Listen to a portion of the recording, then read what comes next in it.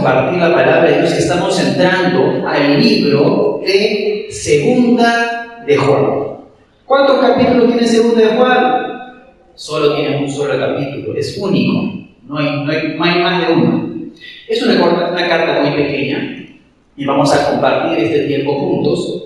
Y he titulado, por supuesto, a este mensaje, lo he titulado Ánimo para seguir, ¿no? Ánimo para seguir. ¿Hacia dónde? Hacia adelante. Hacia las cosas que el Señor nos ha llamado a hacer, hacia las cosas de las que tú tienes por delante hacer, pero sobre todas las cosas el apóstol Juan escribe a una de las iglesias de Éfeso para animar. ¿Cuántos de ustedes creen que es importante ser animados? Levanten su mano. Por supuesto, es importante ser animados. El otro día, cuando me correspondía el día de hacer el PCD y dar este tiempo devocional, yo me animé con el Señor. El Señor me animó a través de la palabra, a través del Salmo 37, me parece que es el Salmo que leímos. Y el Señor animó mi vida a través de sus palabras. Todos necesitamos que alguien nos anime un poco, ¿no? Que alguien nos empuje un poquito, que nos dé una palabra de aliento. ¿A cuántos de ustedes les gusta ser animados? A todos nosotros nos gusta ser animados, ¿no? Y cuán importante es que nosotros podamos confiar en alguien, que podamos realmente depositar nuestra confianza en alguien. Pero más que las personas está primeramente el Señor, en que ponemos toda nuestra confianza, porque sabemos que Él nunca ha de fallarnos. Pero algo Dios ha hecho muy importante, y es el hecho de que Dios ha creado la iglesia.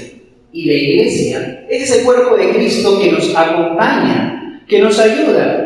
Yo le recomiendo, hermana y hermana, que no viva solo, sino que haga comunión, tenga comunión con la iglesia que Dios nos ha dado. No hay mejor cosa, por supuesto, que hablar con alguien, de que alguien se preocupe, ¿no? Y te dé una llamada, de que alguien te visite, de que alguien te pregunte cómo estás, de que tú tengas en quién confiar, en quién decirle tus cosas, o por lo menos ayudarte en el sentido de simplemente no quedarte callado ante una necesidad. Gloria a Dios, por supuesto, ¿no? Porque el apóstol Juan, en esta carta, que él escribe a la iglesia, a una de las iglesias de Éfeso, dicen los estudiosos que lo hacen como una carta personal, una carta de mucho amor, de mucho ánimo para esta iglesia. Y él, cuando se refiere a esta iglesia, lo hace de una manera muy peculiar y vamos a ir revisándolo poco a poco a medida que vamos avanzando en el mensaje. Pero cuán importante es que Juan estuvo dispuesto, ¿qué cosa? A escribir, a preguntar cómo estaba, a dar indicaciones, a dar recomendaciones y a animar a la iglesia a seguir avanzando en el camino del Señor. ¿El cristianismo es fácil? Diga sí, todo el que cree que el cristianismo es fácil. Y yo diré, creo que no es tan fácil ser creyente. Es difícil, por supuesto. Por eso es que necesitamos animarnos en el Señor. Y Juan anima a la iglesia de Éfeso, a esta iglesia de Éfeso, a caminar en las cosas del Señor.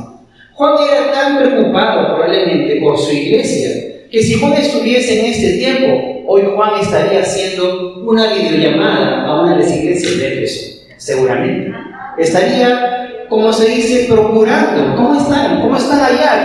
¿Qué tal está la reunión? ¿Cómo están saliendo las cosas? ¿Cómo está el hermano tal? ¿Sanó de su enfermedad? ¿Y qué tal la persona tal? Está preocupado. Una de las cosas que quisiera también mencionar, y una de las cosas que admiro de la pastora Lourdes, es que ella contesta las llamadas, no importa la hora, el día, ni lo que esté haciendo. A veces en casa hasta la fastidiamos un poco, ¿no? Pues mamá, le dicen las nietas, ¿no? Estamos en la hora de la comida, pero ahí contesta la llamada, contesta alguien para poder orar por la persona, va a su cuarto y comienza a orar por ello, por la persona que le llamó. Y esto es importante, bueno, damos honra por eso a la pastora Lourdes también, que cumple esa gran labor, ¿no? Pero Juan también, de cierta manera, hace lo mismo. Ánimo, te escribo la carta, me preocupo por ti, estoy dispuesto, como se dice, a saber cómo te va. Esta carta tiene dos motivos principales, o dos cosas que lo motivan, de cierta manera, el apóstol Juan. Y digan todos, por favor, dos motivos. El primer motivo es el amor cristiano, es aquello que le motiva a Juan. Lo segundo que le motiva a Juan en esta carta es el cuidado de aquellos que son engañadores. Todos Dos motivos. El amor cristiano, quiere decir el amor entre nosotros, entre los hermanos, y lo otro es advertirle acerca de los engañadores. Esa es la motivación que tiene Juan para escribir esta carta. Hace unos días escuchaba yo escuchaba y leí un video del pastor Miguel Núñez acerca del ministerio pastoral. ¿Y por qué hablamos de los engañadores? Justo el pastor Miguel Núñez decía lo siguiente, decía que una de las cosas que el ministerio hoy en día adolece es una falta de integridad doctrinal. Quiere decir que no hay doctrina pura, no hay doctrina, no hay enseñanza. Y lo otro, por supuesto, es una falta de integridad también moral, que es importante que aquel que esté delante, que aquel que predique y enseña, tenga, por supuesto, la integridad en ambos lados, tanto doctrinal como en su vida moral. Pero también, sumado a esto, era el bajo estándar de aquellos que hoy en día nos enseñan la palabra de Dios. Probablemente algunos hoy en día se autoproclaman pastores, probablemente, enseñando palabra que no es palabra de Dios, enseñando cualquier otra cosa, un mensaje distinto, pero no usan la Biblia para enseñarla, ni la enseñan como debe de ser, de manera que se deje entender, que se entienda realmente cuál es el propósito por el cual fue escrito. Por eso la iglesia hoy en día toma el tiempo, ¿no?, de hacer un estudio, de predicar, de enseñar como estamos enseñando cada carta de manera ordenada, sabiendo que Juan, por ejemplo, tenía un propósito, amaba esa iglesia, amaba las iglesias a las cuales se dirigía, procuraba el cuidado, estaba listo para escribirles y animarles. Si bien es cierto, Juan, él escribe esta carta, pero algo que Juan hace es algo que a muchos seguramente les gusta, que Juan estaba listo a visitarlos. ¿A cuánto les gusta que ustedes que lo visiten? A ver, levanten su mano, ¿quién les gusta que lo visite? ¿A uno no quieren que lo visite? A ver, levanten la mano, allá voy a contando entonces para ir a visitarlos. A ver, ahí, muy bien, ahí está, quieren que lo visite, excelente. Vamos a contar, vamos quedando a la hora, como dicen, ¿no? A lo mejor. Entonces, Juan menciona acerca de esta visita el cuarto. Yo voy a ir hasta el último versículo, se puede decir, o el penúltimo. Está en Juan, segunda de Juan, capítulo 1, versículo 12, y ahí les pido a ustedes que estén con sus Biblias. Segunda de Juan, capítulo 1, versículo 12, que dice lo siguiente: tengo mucho más que decirles, pero no quiero hacerlo con papel y tinta, pues espero visitarlos pronto y hablarles cara a cara. Entonces nuestra alegría será completa. Él procuraba, él deseaba visitar a esta iglesia. Cuando empieza esta carta, Juan habla de sí mismo como el anciano, seguramente porque tiene que ver con la edad, pero también por el título o cargo que tenían aquellas personas que supervisaban otras iglesias, un tipo supervisor, un apóstol del Señor. Era Juan, al igual que también a un momento Pedro se dice de sí mismo anciano. Esta carta empieza de esta manera, pero cuando hablamos sobre qué cosas o por qué cosas a qué cosas anima Juan a la iglesia, esta iglesia, probablemente la iglesia de Éfeso, le anima en 4 cosas que me gustaría compartir en esta tarde con ustedes. Una de las cosas en las cuales Juan le anima es a andar en la verdad. Una segunda cosa, y no se preocupen porque vamos a ir desarrollando, una segunda cosa en la que Juan también le anima a esta iglesia es a obedecer los mandamientos. Una tercera cosa en la que Juan anima a esta iglesia es a amarse unos a otros. Y finalmente Juan anima en esta carta a esta iglesia a guardar la enseñanza de Cristo para no ser engañados. Muy bien, la carta, como por supuesto, empieza de esta manera y todos vamos al versículo 1, al versículo 3. Y yo lo he puesto en la versión NBI porque la versión Reina Valera dice al anciano, ¿no?, que le escribe a la señora. ¿Y cómo hace? Tú estás hablando en clave, el apóstol Juan, de repente es una carta secreta, ¿no? ¿Cómo que el anciano a la señora? Y cuando se despide, versículo 13, algunos que tienen un espíritu, como se dice, de querer saber, no de chismosería, por si acaso, sino de querer saber, para que el versículo 13 rápidamente, sin que nadie lo vea, sin que el de lado lo vea, van a ver que Juan se despide diciendo: te saluda a tu hermana. Total, ¿cómo es la cosa? Ya escribe el anciano, saluda a la señora y te saluda a la hermana. ¿De qué está refiriendo Juan en este momento? Juan se refiere del anciano como él, como aquel que supervisa las iglesias.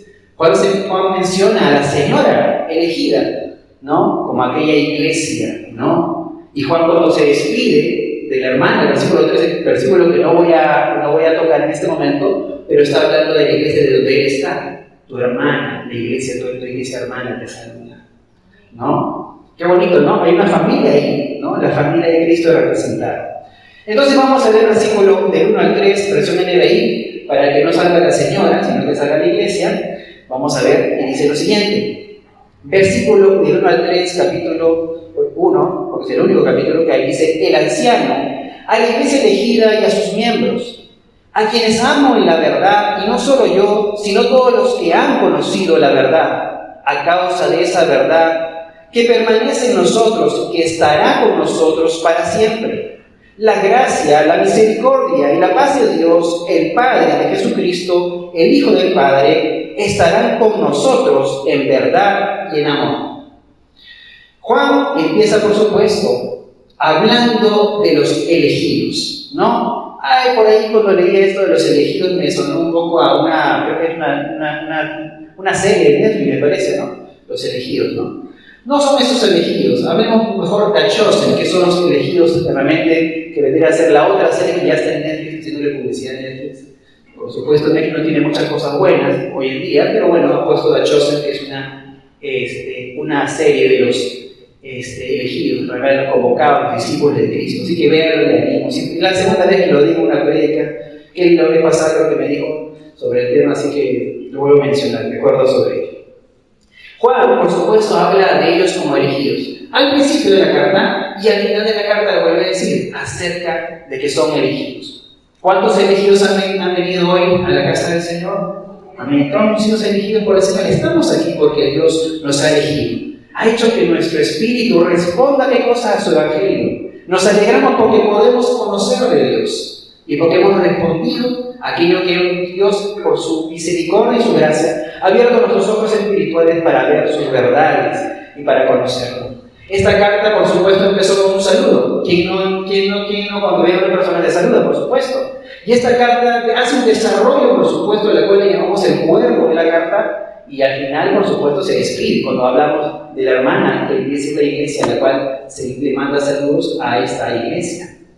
Entonces, como se dice, esta carta cumple, se puede decir, el profesor de literatura que está por atrás va a decir excelente, esta carta cumple con el inicio, el saludo, el cuerpo y el final, como podría ser la introducción, se puede decir el desarrollo y la conclusión de todo esto. Así que Juan muy ordenadamente escribe, a diferencia creo que en la carta anterior donde nos repitió varias veces Juan algunas cosas, ¿se acuerdan, no? Y los pastores estaban un poco el amor, era el amor versión 1, el amor vuelve, el amor el amor lo dice todo, ya teníamos 4 prédicas del amor, porque Juan se había dedicado a hablar tanto del amor. En este caso, Juan es puntual. ¿Y qué nos dice Juan? Dice de sí mismo el anciano, aquel que cuida las iglesias, aquel que está dispuesto, como se dice, a velar por el cuidado de aquellos que necesitan recibir de Dios. Y cuando habla, por supuesto, de la iglesia elegida, en la Reina Valera, la señora elegida, no se confundan algunos con el amigo elegido, ¿no? Que es distinto, ¿no? La señora elegida es lo que dice la palabra. ¿Cuáles son las 4 cosas que veníamos diciendo que las cuales Juan anima? Les anima, y número 1 lo decimos para desarrollarlo, lo anima con el número 1, el que anden en la verdad. Digan todos, anden en la verdad. Ayúdenme a predicar, como se dice, anden en la verdad. Dile que a tu lado, anda en la verdad. ¿Y qué cosa es la verdad? ¿Qué cosa es la verdad? La verdad es la verdad de ¿qué? De Jesucristo. La verdad es aquella que dice que Jesucristo es el Hijo de Dios, que fue y que se entregó como el pago de nuestros pecados para nuestra reconciliación con nuestro Creador. Esa es la verdad. Cristo, Dios hecho hombre. Esa es la verdad en la que creemos. Por eso que también Juan, más de 5 veces en esta carta, menciona la palabra verdad, porque es importante que este concepto quede claro con nosotros. Nosotros, Cuando venimos a Cristo dice la palabra que Jesucristo es el camino, la verdad y la vida. Cuando hemos conocido al Señor, hemos conocido de la verdad. Hemos abierto nuestros ojos espirituales a todas las cosas. Entonces, hay algo que nos caracteriza a los hijos de Dios. Y lo dice en los primeros versículos.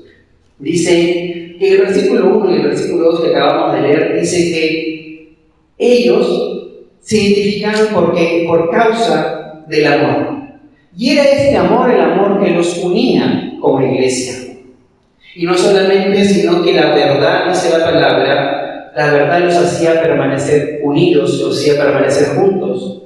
Pero el versículo dice también que la verdad sería una verdad que estaría con ellos para siempre, ¿no? Hoy en día, cuando las personas tienen tanto temor y tanto miedo, por supuesto, a morir, ¿no? A dejar este mundo. Algo que me he dado cuenta a medida que he crecido es que cuando era niño seguramente no pensaba tanto en la muerte. Cuando era adolescente seguramente jugaba y no tenía mucha idea sobre eso, no jugaba y no importaba si algo pasaba, había que ser arriesgado, subir la bicicleta, subir el monte, no sé, lo que fuera, tirarte del segundo o tercer piso, bajarte con una soga del cuarto si quieres, hacer de todo, ¿no? Ya me acuerdo de algunas travesuras también del Pastor Paul. ¿Cuántas cosas habremos hecho seguramente cuando hemos sido adolescentes? No medíamos nada, pero a medida que vamos avanzando en la vida, tenemos más años, algunas personas van preocupándose un poco más porque se acercan, no a un momento, como se dice, el momento de más fuerza, sino el momento de menos fuerza. Al momento donde las enfermedades están como que apareciendo y las personas se ponen ansiosas, ¿no? Con temores, con situaciones. Y a mí me ha tocado, antes tenía un círculo de amistades que nadie estaba enfermo. Ahora ya en el círculo ya a uno le duele el ojo, que el otro aquí, que el otro allá, que ya van apareciendo las cosas, ¿cierto? Y entonces algunos se van angustiando por el día de mañana. Pero déjenme decirles lo que dice la palabra de Dios. Cuando tú conoces esta verdad no te va a dejar, es para siempre. Y la seguridad del Hijo de Dios es saber que después de la muerte estaremos juntamente con el Señor.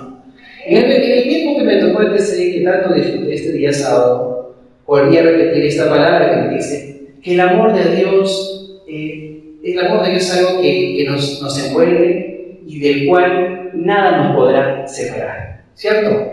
Nada nos podrá separar de su amor. Y si vivimos en esa verdad, vivimos en el amor, vivimos en unidad, vivimos sabiendo de que estamos claros en las cosas que hemos creído.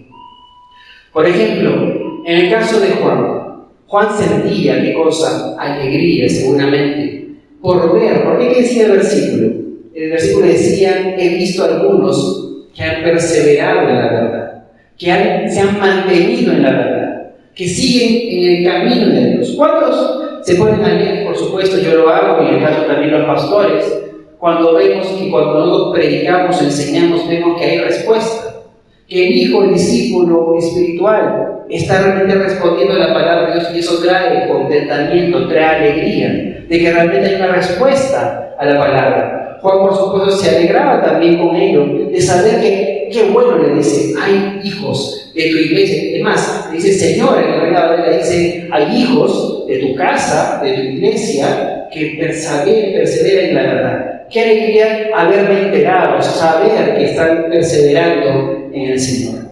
Y damos gracias a Dios, por supuesto, por aquellos que estamos perseverando. Y si aún no estamos en ese grupo de que nos falta para perseverar, entonces rápidamente, como se dice, nos enrolamos, nos encauzamos en ese grupo de los que buscan al Señor de manera continua. Yo, por supuesto, me alegro, como seguramente los pastores se alegran al ver a alguien que crece en la fe, alguien que se fortalece en el Señor, alguien que toma responsabilidades, alguien que es maduro espiritualmente, no que sea perfecto, porque todos somos imperfectos, pero por lo menos tiene las ganas, tiene el deseo, como se dice, de crecer en el Señor. Algo que yo te voy a decir seguramente es algo que el Señor me dijo durante mucho tiempo y aún un día me di cuenta que era por eso que yo me he dicho que no mirara a otro lado. El Señor siempre me dijo, mírame a mí y mírame a mí. Hubo un tiempo seguramente en mi vida, en el cristianismo, que no miré al Señor. Y cuando no miré al Señor, déjeme decirle que pisé en falso, me caí. Pero el Señor, gracias a su misericordia y su gracia, me levantó. Pero ¿cuál era el principio aquí? Y era algo que yo no entendía, no sabía por qué Dios ponía tan fuerte en mi corazón: mírame a mí, mírame a mí. En las carreras de caballos existe un instrumento que se llama orejeras, o me pareció extraño este nombre, que se llama gringola. Si alguien está por ahí, no google, por favor, estamos en la prédica. Gringola, ¿no? Gringola o orejera. ¿Para qué sirve esto? Sirve para que el caballo tenga las cosas claras. Ese caballo va para ganar, no va para simplemente dar vueltas. No, me van a hacer dar una vuelta y voy a ver personas que aplauden. No, ese caballo con su jinete está dispuesto a ¿qué cosa? A ganar un premio, ¿no? Y lo importante para este caballo es que solamente mire de frente, que no mire ni a la izquierda ni a la derecha, que no se desvíe ni a este lado ni al otro lado, sino que tenga su mirada clara en la meta, hacia adelante, hacia el camino. Probablemente si tú te imaginas y dirás, justamente como yo me lo imagino hoy, pero Pastor Marcelo, como que el circuito es redondo, ¿no? Bueno, pero por lo menos no sabe hacia dónde lo va a llevar, pero sabe que tiene que correr por ese mismo sendero, ¿no? Como lo es el camino del Señor. El camino del Señor es el camino, por supuesto, angosto, no es el camino ancho, no es el camino fácil. Es el camino angosto, pero nos lleva ¿a dónde? A la salvación. Es el camino difícil, sí, pero vamos de frente en el camino que Dios ha trazado para con nuestras vidas. Y este ejemplo de estas orejeras o gringolas sirve muy bien para decirnos que no miremos ni izquierda ni derecha, sino que permanezcamos en la verdad de Dios. Permanece en la verdad de Dios para, por supuesto, obtener y recibir del Señor ese galardón del cual también la palabra de Dios menciona en esta porción. Segundo mensaje de ánimo que da Juan a esta iglesia, que también se le da a la iglesia de Cap Emanuel en esta tarde. El segundo mensaje de ánimo es decirles: obedezcan los mandamientos. Obedezcan los mandamientos. Y no es en vano que Dios en su palabra, ¿no?, nos ha dejado mandatos para cumplir, los cuales son de beneficio para nuestras vidas. Pero el hacer lo opuesto no trae beneficio, sino que trae problemas. Hablaba con alguien en el trabajo y le decía: cuando uno hace lo bueno, qué bien que duerme, ¿no? Pero cuando uno hace lo malo, no puedes dormir tan bien tampoco. Alguien te persigue por aquí, alguien te persigue por allá, alguien te quiere dar vuelta, ¿no? Por ahí, ¿no? Porque no estás haciendo lo correcto. Siempre hay algo que temer cuando estás haciendo las cosas malas, ¿no? O en la clásica, ¿no? Cuando haces algo malo, ves a alguien hablando por ahí, están hablando por ahí, uy, ya se dieron cuenta, ya se dieron cuenta, ¿no? Ya estás pensando, ¿por qué? Porque si ya sabes que has hecho lo incorrecto. Por ahí alguien la semana pasada hablaba con mi esposa, ¿no? Y la otra persona que había hecho algo malo estaba mirando así como: uy, ya, seguramente ya le está diciendo lo que dice, ¿no? Cuando uno hace algo, por supuesto, incorrecto, no puede vivir en paz, no puede vivir en tranquilidad. Pero cuando uno hace lo bueno, hace lo que el Señor nos manda en su palabra, podemos vivir tranquilos, en paz. En paz me acostaré y asimismo dormiré, porque tu Señor me haces vivir confiado. Cuando estoy en paz, cuando estoy con el Señor, puedo estar tranquilo. Sus mandatos no son gravosos, no son mandatos que nos dicen: sube el cerro tal de rodillas o date latigazos. No. Sus mandatos son mandatos que podemos hacer, porque dice la palabra que Dios no ha puesto ninguna carga que no podamos resistir. Dios en su sabiduría, en su perfección, te pide que hagas algo que sí puedes hacer. Dile a tu lado: tú puedes hacerlo. ¿Por qué? Porque el Señor ha dado un mandamiento. ¿Para qué? Para que tú lo hagas, para que tú lo cumplas, para que tú vivas en él. Los mandamientos de Dios me gusta explicarlos un poco de esta manera, porque algunos dicen: no, que el Señor es un Dios de muchas reglas, y que si no lo hago entonces me va mal. Pero yo digo, pues, si Dios me dice: estate debajo del paraguas para no mojarte, y yo me salgo del paraguas, lo más probable es que me moje, ¿cierto?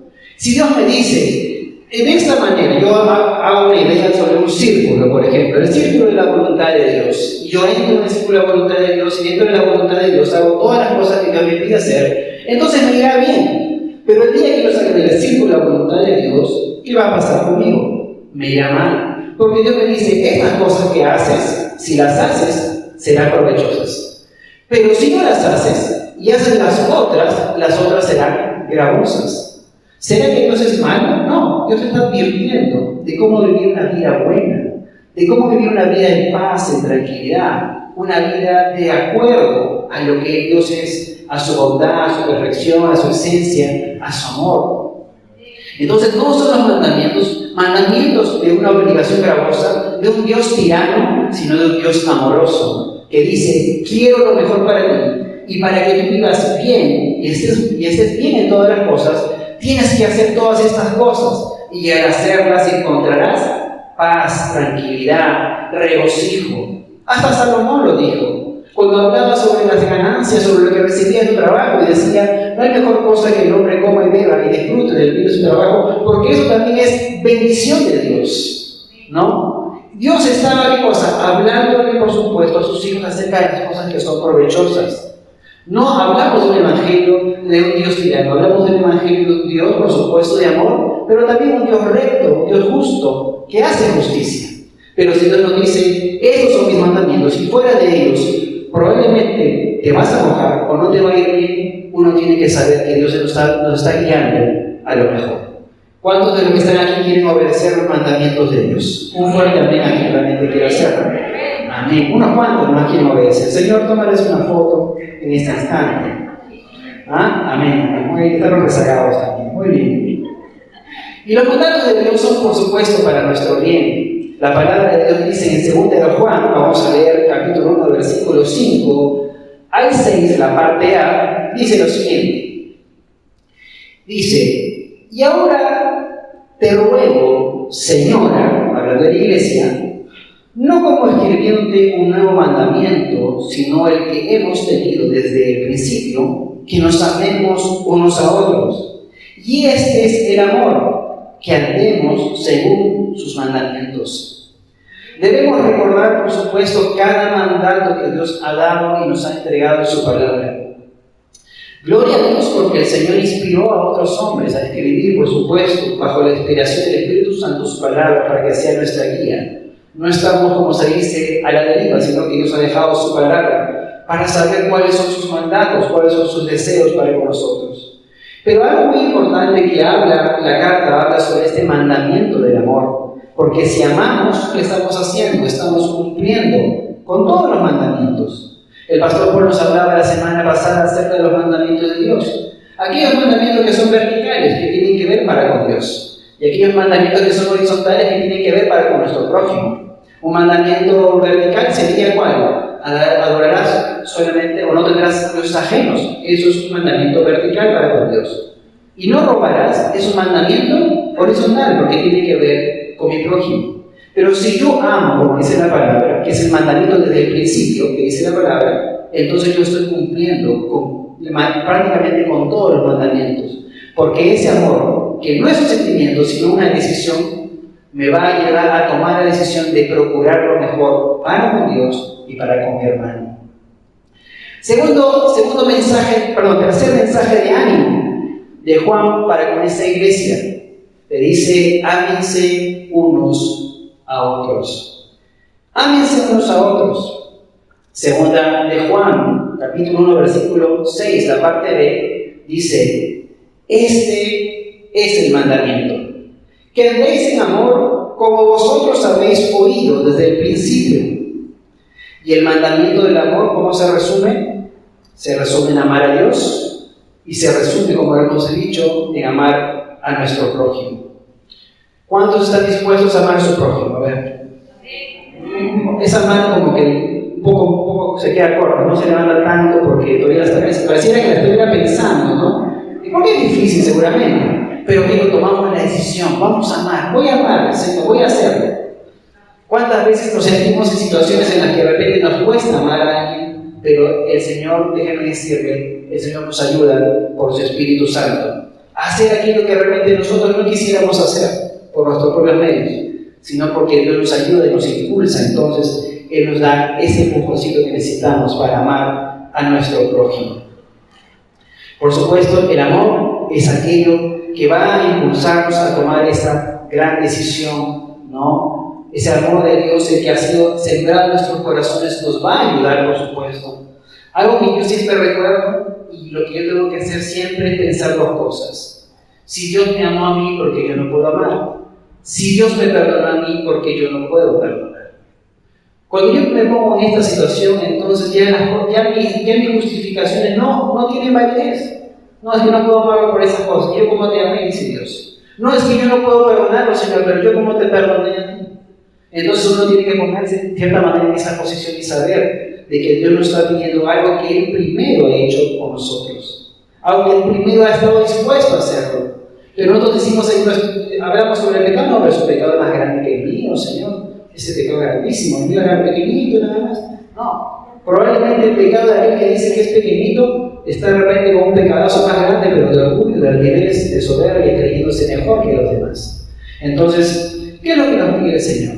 Que amemos, por supuesto, unos a otros. Y no vamos a seguir dando vueltas en este tema, porque hemos tenido, como se dice, versión 1, versión 2, versión 3 del amor, ¿no? Todas estas semanas. Cuarto y último mandamiento, último consejo y ánimo, en el caso que da Juan a esta iglesia de Éfeso, es: guarden las enseñanzas de Cristo para no ser engañados. Todo aquel, por supuesto, ¿no?, que no está fundamentado en las enseñanzas de nuestro Señor Jesucristo es una presa fácil, ¿no? Es alguien que, como se dice, es un bocadito para el león, es un bocadito para el tigre, para cualquier animal, pero puede decir cualquier felino voraz que tenga mucha hambre, ¿no? Seguramente somos un pequeño alimento para ellos. En ese mismo caso, si lo hablamos como animal, pues vayamos al hecho del campo espiritual.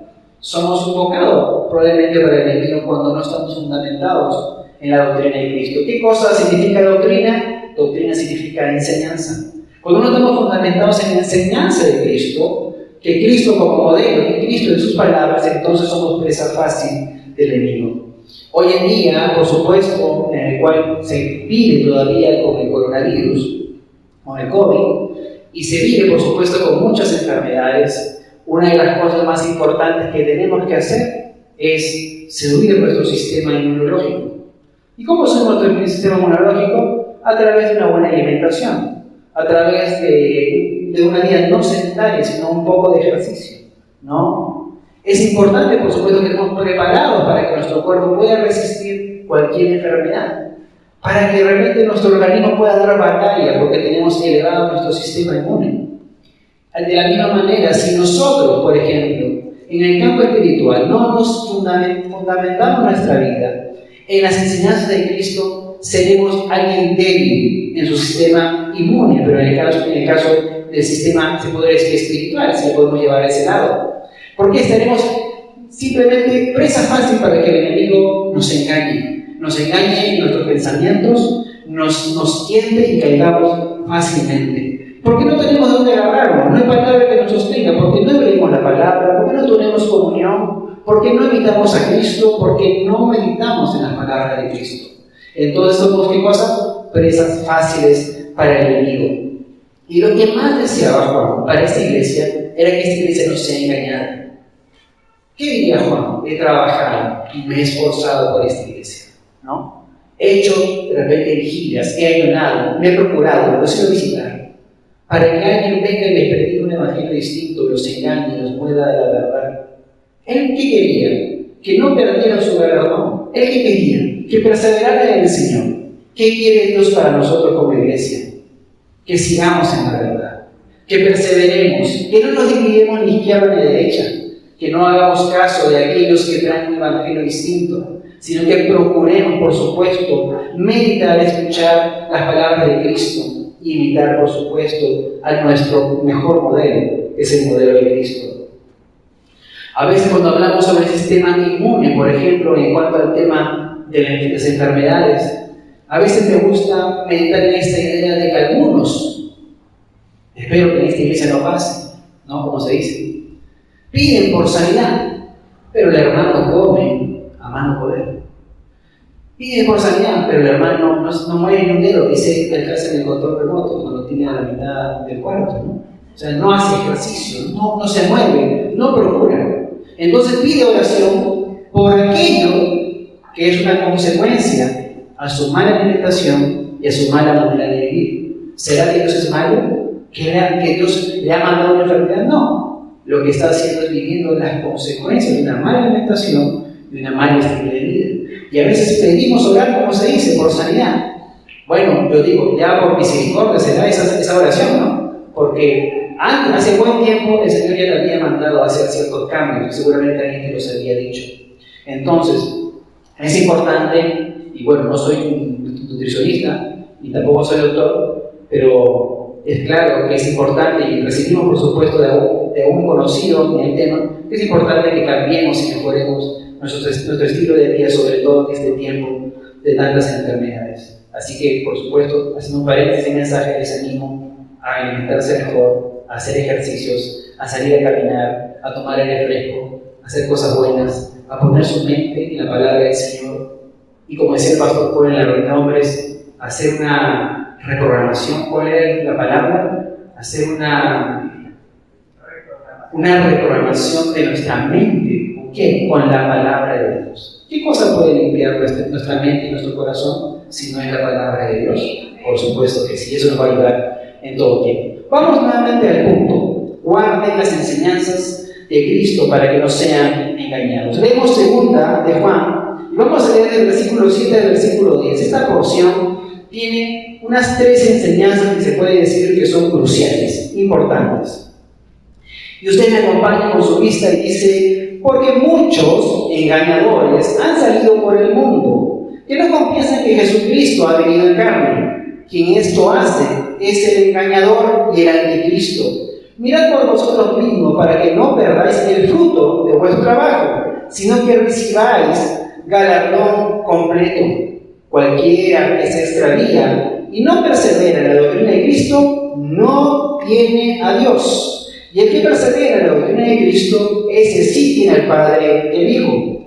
Y si alguno viene a vosotros y no trae esta doctrina, no lo recibáis en casa, ni le digáis bienvenido, porque el que dice bienvenido participa de sus malas obras. Por esa razón, aquellos que no reconocen a Jesucristo como Señor, Salvador y como Hijo de Dios, aquellos grupos que hoy en día predican muchas cosas, si ponen a Cristo como el centro, se les podría llamar sectas.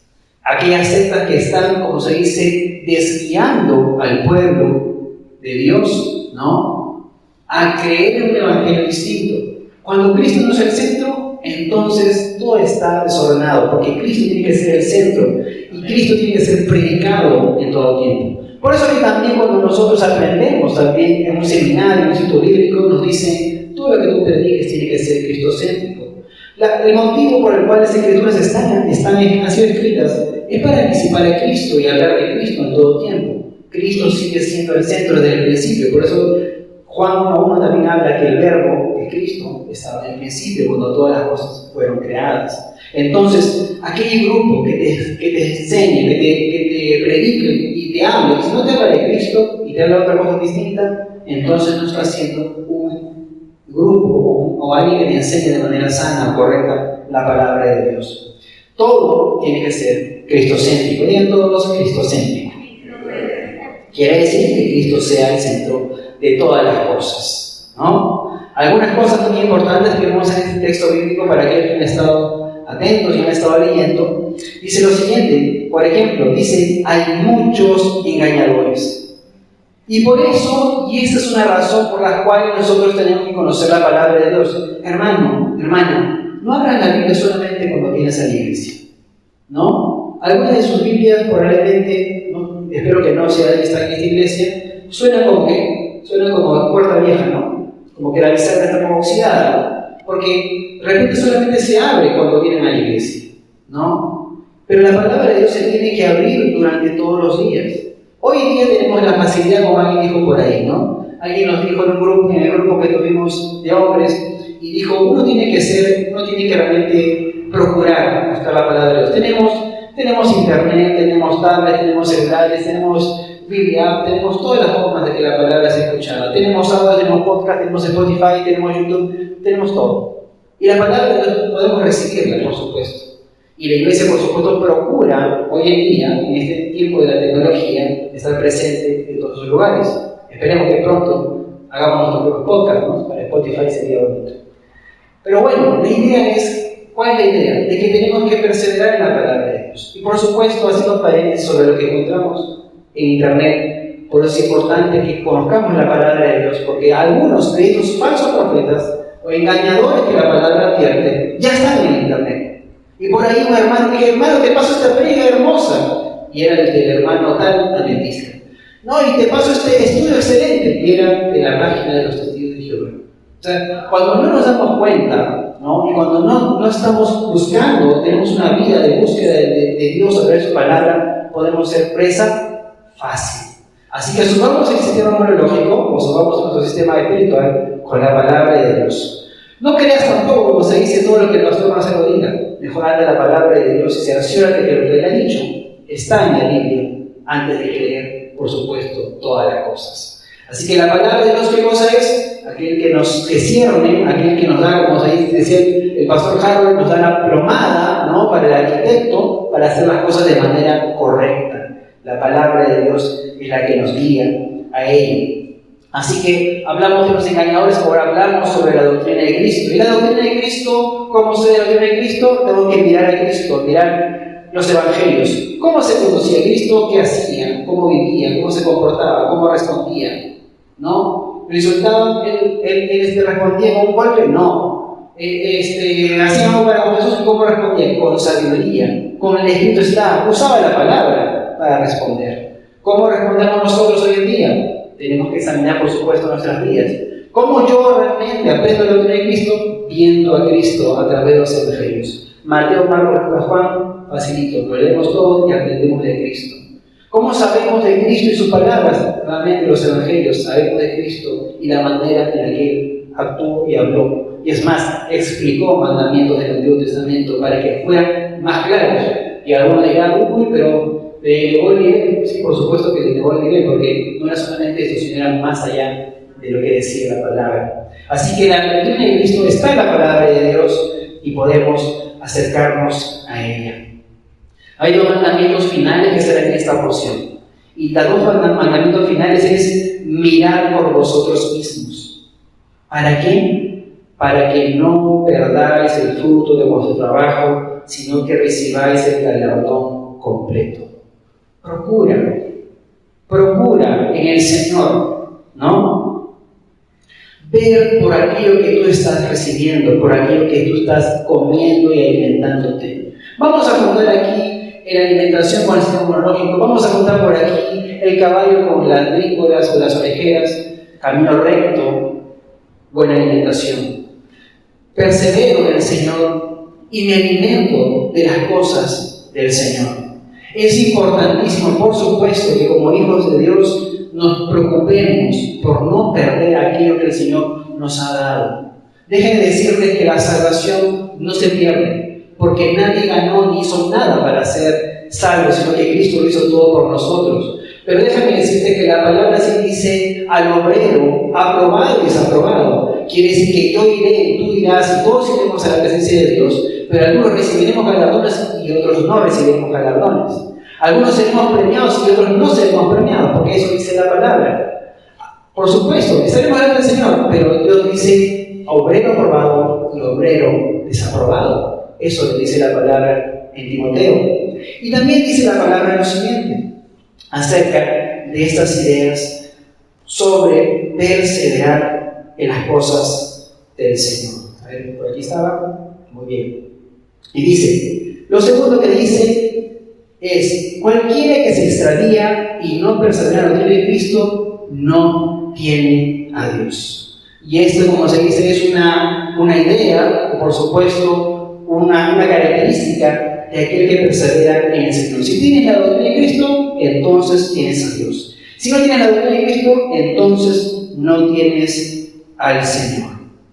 Otra segunda cosa, y bueno, en cuanto al tema, por ejemplo, sobre la idea de tener cuidado con aquellos que recibimos palabra, por ejemplo, es cuando el apóstol dice: si alguno viene a vosotros y trae una doctrina, y trae esta doctrina, quiere decir la doctrina de no Cristo, no lo recibáis en casa. Y si completamos el versículo, dice: ni siquiera le digas bienvenido, ¿no?